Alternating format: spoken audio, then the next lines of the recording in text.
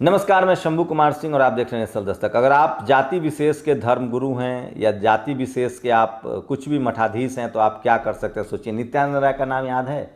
वही शख्स जो अपने आप को भगवान शंकर का भक्त बताता है, अंग्रेजी भी बोलता था, कहता था गाय भी मैं संस्कृत बोलना का सिखा दूंगा। वो उसने एक अपना कैलासा देश बना लिया। वो 17,000 करोड़ रुपए लेकर फरार रेप के आरोपी नित्यानंद आज से शुरू करेगा विश्व हिंदू रिजर्व बैंक, पर्दे के पीछे कंपनियां और एनजीओ का जाल। अपहरण और रेप मामले में आरोपी स्वयंभू बाबा नित्यानंद ने हाल ही में वीडियो जारी कर कैलासा की करेंसी भी लॉन्च करने की बात कही थी।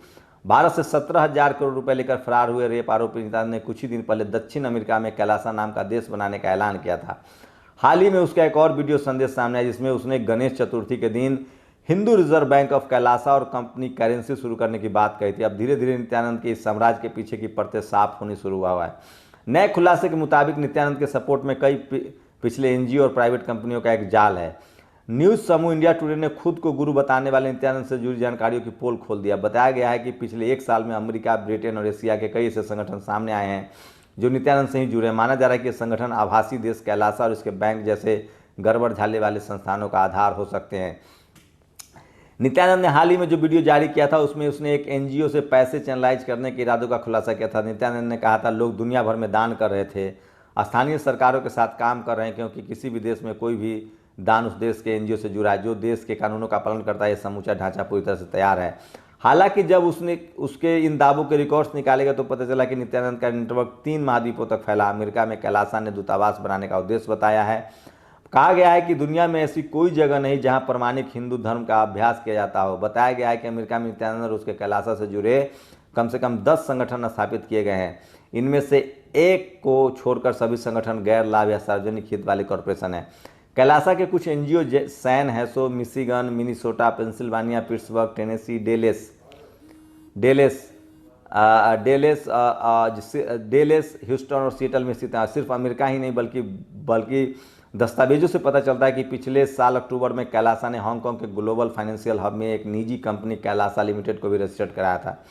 कंपनी हांगकांग में स्टेनली स्ट्रीट के साथ वर्ल्ड ट्रस्ट टावर के एक पते पर रजिस्टर्ड है। इसके अलावा इस साल अप्रैल में कैलासा की तरफ से ब्रिटेन में 2 धार्मिक संगठनों को शामिल किया गया है। ब्रिटेन उन देशों में से एक है जहां संगठनों को कॉम्प्लीमेंट्री करेंसी के इस्तेमाल की अनुमति दे रखा है। तो अब आप बताइए कि मुसलमान देशद्रोही है, SC ST OBC माइनॉरिटी के लोग देशद्रोही? आप 2 रुपए के चोरी में जेल जाएंगे।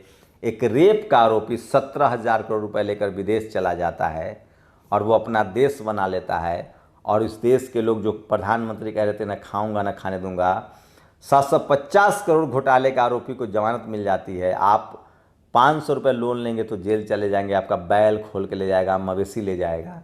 ये चल रहा है इस देश में, ना खाऊंगा ना खाने दूंगा। आप हर हर मोदी करते रहिए, देश को बर्बादी के कगार पर पहुंचा दिया गया। ये है आपके देश की हकीकत, और ये है ED CBI पुलिस पत्रकारों को गिरफ्तार करने में लगी। जो सरकार के खिलाफ बोलेगा उसको गिरफ्तार कर लिया जाएगा।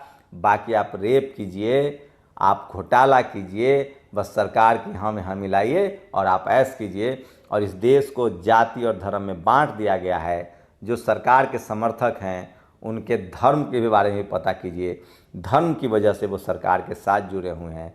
भ्रष्टाचार चरम पर है, रेपिस्ट भाग रहे हैं, फ्रॉड भाग रहे हैं, कोई सवाल पूछने वाला नहीं, क्योंकि जो सत्ता में लोग बैठे हुए हैं वही लोग ये सब जानबूझकर होने दे रहे हैं। और जो उनके समर्थक है, जब आप सरकार से सवाल पूछेंगे तो उनके समर्थक आप पर केस कराएंगे। आप पर तो सोचिए, प्रशांत भूषण के फेसबुक को लेकर केस दर्ज करा दिया गया, प्रशांत कनौजिया को, और पुलिस जेल में डाल देती है। लेकिन ऐसा बाबा जो है वो आराम से 17,000 करोड़ रुपए लेकर भाग जाता है। क्या किसी SC ST OBC माइनॉरिटी का आदमी अगर ये करता तो आज उस पूरे जमात को, अगर दलित होता तो पूरे दलित समाज को, OBC होता तो पूरे OBC समाज को, आदिवासी होता तो पूरे आदिवासी समाज को, मुसलमान होता तो पूरे मुसलमान समाज को, सिख होता तो पूरे सिख समाज को, क्रिश्चियन होता तो पूरे क्रिश्चियन समाज को, अगर वो जाट गुर्जर पटेल भी होता तो पूरे समाज को बदनाम कर दिया था। लेकिन ये मनुवादी जो ताकतें हैं वो कैसे अपने लोग को बचाता है, इससे बड़ा क्या उदाहरण होगा कि एक ढोंगी, एक गुंडा, एक बदमाश, एक रिपिस्ट जो है